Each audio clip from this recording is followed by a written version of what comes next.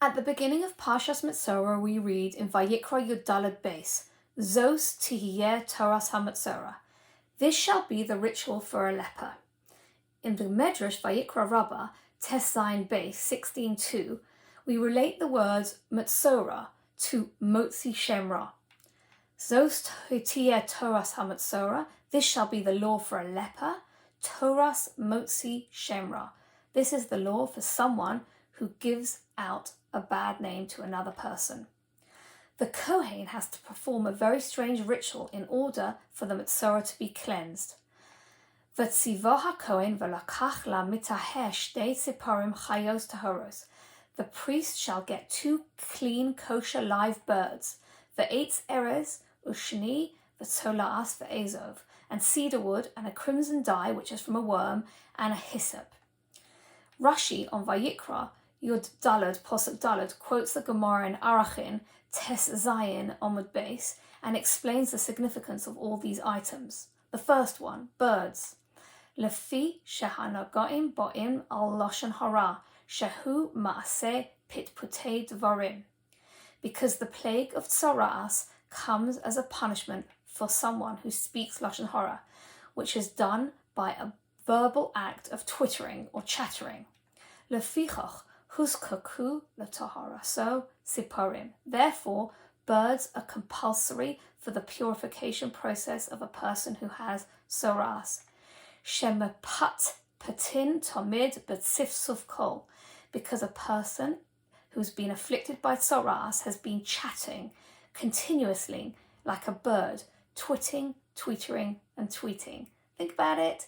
Twitter, the symbol for Twitter is a bird. Clearly, the person who made that up knew about this Rashi. The eitz erez. Why do we need cedar wood? Lefi shehanogoim boim al gasos haruach.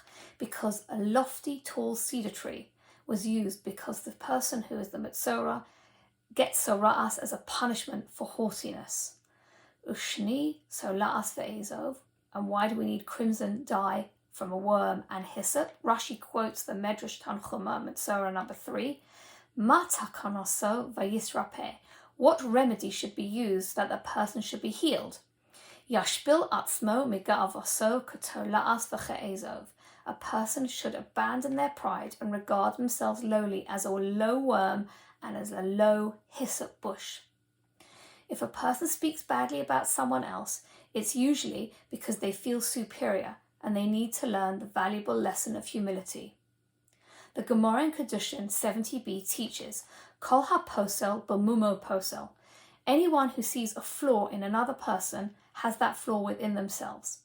And I think about this as an analogy of when I was a little girl and when we were in school we didn't have PowerPoint presentations. We used to have an overhead projector. And sometimes there was any slide the teacher put on the overhead projector, it always looked like there was something wrong with the slide. But in fact, what was wrong is maybe there was a crack or a mark on the screen.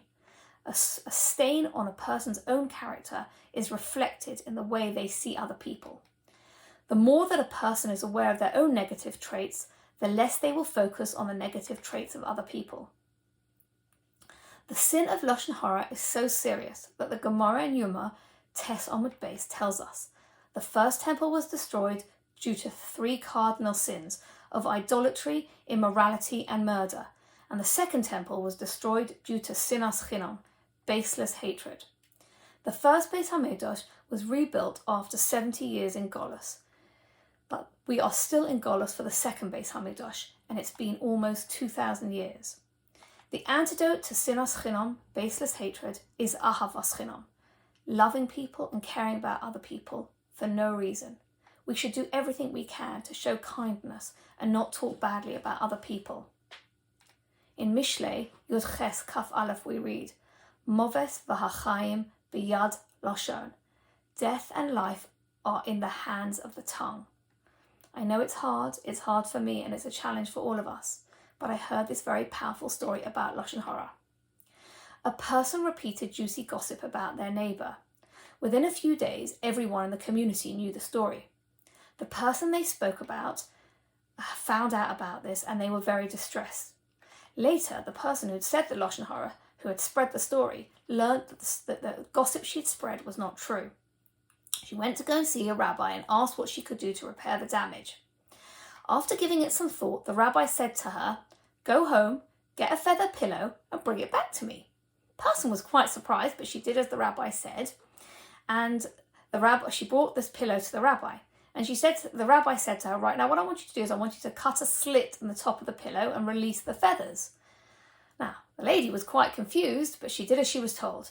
After a few minutes, the rabbi said to her, "What I want you to do now is collect back all the feathers that fell out the pillow."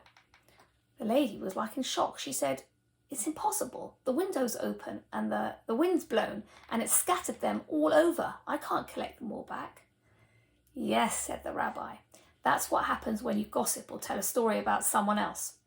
Once you talk about someone, words fly from one person's mouth to another, and just like the feathers blew away in the wind, once you say them, you can never take them back." With me, let's try and make a bit of an effort to think about the power of a Twitter, a post on Facebook, or a throwaway comment. Think about the story about the scattered feathers, and especially now with social media, how fast news travels and how it's virtually impossible to retract comments that were made. I wish everybody a lovely Shabbos.